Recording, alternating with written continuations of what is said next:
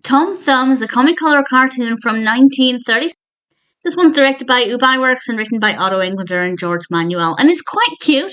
I didn't love the direction it took in the kind of final half or maybe final third of the cartoon, but I will explain what I mean by that. I think it's maybe more of a personal preference thing. But this is about a little boy, our Tom Thumb character, who is delivered by the stalk one day as a teeny tiny little baby. But as he grows up, and he grows up pretty quickly into being a young boy over the first minute or so of the cartoon, he remains this tiny size. And it's all about his adventures. And to begin with, it was really good fun.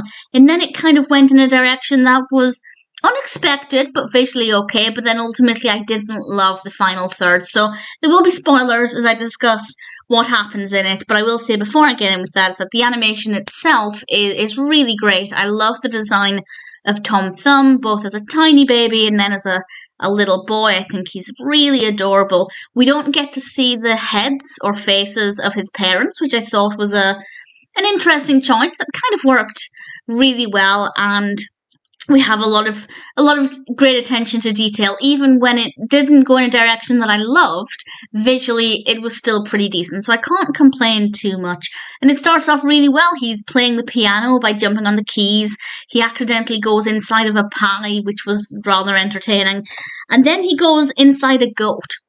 And that's definitely not the direction I thought it was going to take, but actually it wasn't too bad. And we see him in the goat's mouth and then in the goat's stomach. The way he comes out of the goat, a little bit unrealistic, but nevertheless, it was interesting. And then he goes fishing with his father, and it is very well animated, but I didn't care for that as much.